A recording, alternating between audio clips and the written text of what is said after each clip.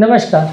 Deep Venus thrombosis और pulmonary embolism ऐसी बीमारियां हैं जिसमें पाँव की नली में खून का थक्का जम जाता है। जब ये खून का थक्का जम जाता है तो पाँव में सूजन आ जाती है, पाँव फूल जाता है, दर्द होने लगता है। ज़्यादातर एक पाँव में होता है और पाँव बहुत ज़्यादा लाल हो जाता है। इसमें जब कभी ये प्रॉब्लम आती है तो अग्रेसिव ट्रीटमेंट की ज़रूरत पड़ती है, नहीं तो ये पाँव की नली में जमा हुआ खून का थक्का या क्लॉट वहाँ से निकल के अगर हार्ट से होता हुआ, राइट हार्ट से होता हुआ लंग्स की नली में चला जाता है तो लंग्स की नली को चोक कर सकता है, व्यक्ति की तात्कालिक मृत्यु हो सकती है, श्वास लेना मुश्किल हो सकता है। इसे पल्मोनरी एम्बोलिज्म बोलते हैं। आज हम बात करेंगे ये दोनों ही बीमारियों के लिए रिस्क फैक्टर्स क्या है, क्योंकि दोनों इंटर रिलेटेड बीमारी है, दोनों के रिस्क फैक्टर्स भी लगभग बराबर होते हैं। अगर डीप वीनस थ्रोम्बोसिस होगा तो पल्मोनरी एम्बोलिज्म का रिस्क बढ़ जाएगा ज़्यादातर, क्योंकि एक पहले डीप वीनस थ्रोम्बोसिस आता है, फिर वहाँ से क्लॉट निकल के लंग्स में जाता है। कभी कभार ऐसा भी हो सकता है कि लंग्स में डायरेक्ट क्लॉट बने, पर ज़्यादातर केस में पहले डीवीटी आता है फिर एम्बोलिज्म आता है, इसलिए दोनों इंटर रिलेटेड बीमारियां हैं।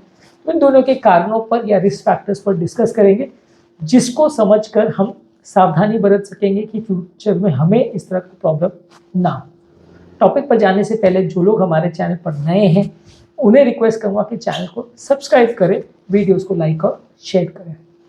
दोनों ही बीमारियों के लिए, खासकर डीप वीनस थ्रोम्बोसिस के लिए, इमोबिलिटी या बिस्तर पर लंबे समय तक पड़े रहना एक इम्पोर्टेंट रिस्क फैक्टर है। ऑपरेशन के बाद, पैरालिसिस के बाद, किसी भी बीमारी के बाद जो व्यक्ति बेड पर पड़ा रहता है उसकी मृत्यु का सबसे इंपॉर्टेंट कारण पल्मोनरी एम्बोलिज्म और डीप वीनस थ्रोम्बोसिस है। क्लॉट बनता है, तुरंत लंग्स में जाता है, तात्कालिक पेशेंट की डेथ हो जाती है। तो पल्मोनरी एम्बोलिज्म से बचने के लिए ऐसे लोग जो लोग लंबे समय तक बेड पर पड़े उनको चलाते फिराते रहिए, जितना जल्दी हो उनको एम्बुलेटरी करिए, बेड पर पड़े रहने मत दीजिए, और अगर बेड पे हैं तो भी उनके पाँव को एटलीस्ट चलाते रहिए ताकि पाँव में क्लॉट ना बने। सर्जिकल पीरियड में भी काफ़ी कॉमनली डीप वीनस थ्रोम्बोसिस होता है या पल्मोनरी एम्बोलिज्म होता है, तो इस दौरान सर्जरी जैसे ही खत्म हो पेशेंट को 1-2 दिन के बाद चलना फिरना तुरंत चालू करना चाहिए, और जब तक पेशेंट पूरी तरह से चलना फिरना चालू ना करे खून पतला करने की दवा देते रहना चाहिए। किसी बड़ी इंजुरी के बाद भी डीप वीनस थ्रोम्बोसिस या एम्बोलिज्म का चांस बढ़ जाता है, खासकर अगर पाँव में इंजुरी हुई हो, आप पाँव को हिलाते नहीं है, डॉक्टर आपको ऑर्थोपेडिशियन बोल देता है कि पाँव को रेस्ट देने की ज़रूरत है, आप बिस्तर पे पड़े रहते हो, इस माथापच्ची में आपके पाँव में बन जाता है क्लॉट, हो जाता है लंग्स में और पत्नी की मृत्यु हो जाती है। तो ट्रॉमा वाले पेशेंट्स में डीप वीनस थ्रोम्बोसिस एम्बोलिज्म ज़्यादा होता है।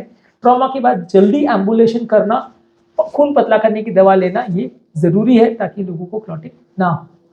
इसी तरह से प्रेगनेंसी के दौरान भी होता है। प्रेगनेंसी में जो यूट्रस का जो वेट होता है या बच्चे के साथ जो बच्चादानी का वेट होता है, वो आपकी जो नसें हैं, वेन्स है, उसको कंप्रेस करता है, जिससे ब्लड में पाँव में स्टैग्नेशन हो जाता है और क्लॉटिंग बन सकती है। हालांकि प्रेगनेंसी में खून पतला करने का दवा सबको नहीं देते हैं, लेकिन अगर सावधानी रखेंगे, चलना फिरना मेंटेन रखेंगे, बिस्तर पर पड़े नहीं रहेंगे, एक करवट पर सोएंगे तो रिस्क कम हो जाता है।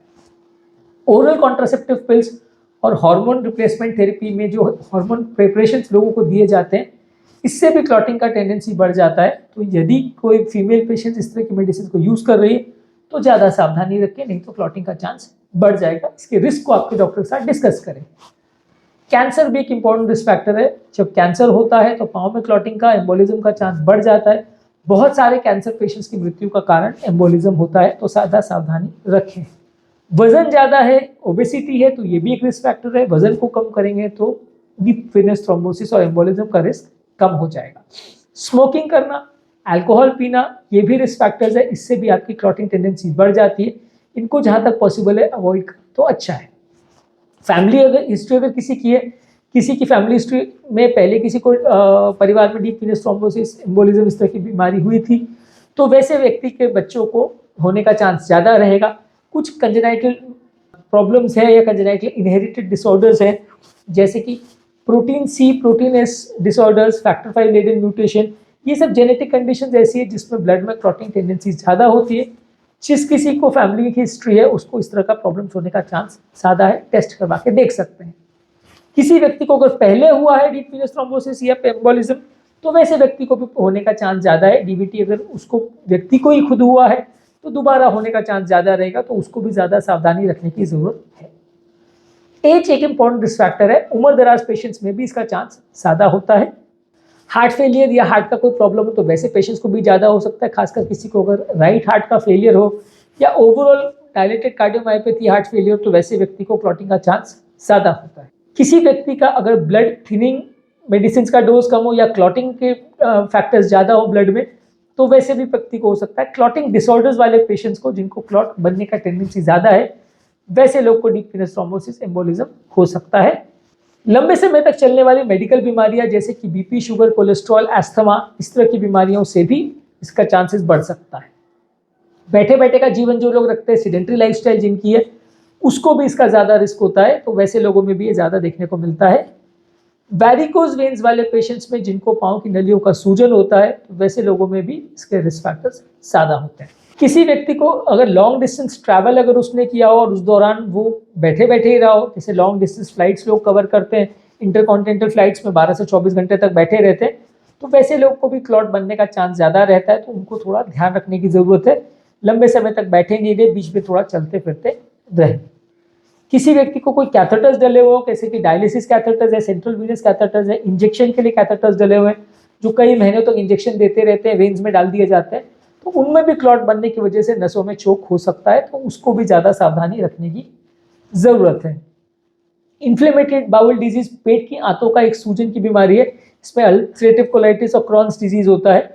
इस तरह के पेशेंट्स में भी थोड़ी क्लॉटिंग टेंडेंसी ज़्यादा होती है। इसके अलावा इनहेरिटेड डिसऑर्डर्स जैसे थ्रोम्बोसाइटोसिस और थ्रोम्बोफिलिया, ये जो बीमारियां हैं, फैक्टर V लेडिन म्यूटेशन है, प्रोथ्रोम्बिन जीन म्यूटेशंस है, ये सारी बीमारियों में भी क्लॉटिंग का टेंडेंसी ज़्यादा होता है। किडनी में ज़्यादा प्रोटीन छनने की बीमारी, जिसे नेफ्रोटिक सिंड्रोम बोलते हैं, बहुत ज़्यादा प्रोटीन किडनी में निकलता है, वैसे लोगों को भी डीप VT एम्बोलिज्म हो सकता है। कुछ तरह के ब्लड कैंसर्स है, जैसे माइलोप्रोलिफरेटिव डिसऑर्डर्स है, वैसे लोगों को भी इसका चांसेस ज़्यादा हो सकता है। जिन लोग की बॉडी में प्लेटलेट्स बहुत ज़्यादा हैं, थ्रोम्बोसाइटोसिस है, वैसे लोगों को भी क्लॉट बनने का चांसेस थोड़ा ज़्यादा रहता है। बॉडी में किसी भी तरह का इन्फेक्शन हो या किसी भी तरह का कोई सूजन हो, तो वैसे में भी क्लॉटिंग टेंडेंसी बढ़ जाती है, खासकर अगर इन्फेक्शन इन्फ्लेमेशन बहुत ज़्यादा हो, इसकी वजह से एडमिट अगर करना पड़ता है, तो ये भी आपकी बॉडी में क्लॉटिंग की टेंडेंसी को बढ़ाता है। आज हमने बात करी कौन कौन से कारण होते हैं जिसकी वजह से लोगों को DVT यानी डीप वेनस थ्रोम्बोसिस और पल्मोनरी एम्बोलिज्म की बीमारी होती है। ज़्यादातर जिनकी भी क्लॉटिंग टेंडेंसी हो उनको ज़्यादा हो सकता है, पहले किसी को आया हो या फैमिली में किसी को आया हो उनको हो सकता है। बैठे बैठे का जो लोग जीवन व्यतीत करते हैं, वजन ज़्यादा है, अल्कोहल ज़्यादा लेते हैं, स्मोकिंग ज़्यादा करते हैं, या ऑपरेशन के बाद खून पतला करने की दवा उनको नहीं दी गई, बॉडी में कोई इन्फेक्शन या इन्फ्लेमेशन है, कोई ब्लड कैंसर्स हैं या बॉडी में कोई अलग तरह के कैंसर्स हैं, थ्रोम्बोसाइटोसिस या प्लेटलेट्स उनकी बॉडी में ज़्यादा है, थ्रोम्बोफिलिया है, जेनेटिक डिसऑर्डर्स है, बॉडी में कोई कैथेटर्स वगैरह पड़े हुए हैं, लॉन्ग डिस्टेंस ट्रैवल किया है, हार्मोन रिप्लेसमेंट थेरेपी या प्रेगनेंसी, ये सारी चीज़ों में आपको डीप वेनस थ्रोम्बोसिस और एम्बोलिज्म का चांसेस होने का ज़्यादा हो सकता है। ये कारणों को यदि आप समझ सकेंगे तो बीमारी को बचने का या उससे निजात पाने का या उसको सही समय पर डिटेक्ट करना आपके लिए ईजी हो जाएगा, ताकि जब कभी भी आपको इस तरह का प्रॉब्लम हो तो आप खुद को एंटीसिपेट करके वो प्रॉब्लम को उससे बच सके या सही समय पर ट्रीट कर सके, तो आप बीमारी बढ़ेगी नहीं, प्रॉब्लम नहीं करेगी।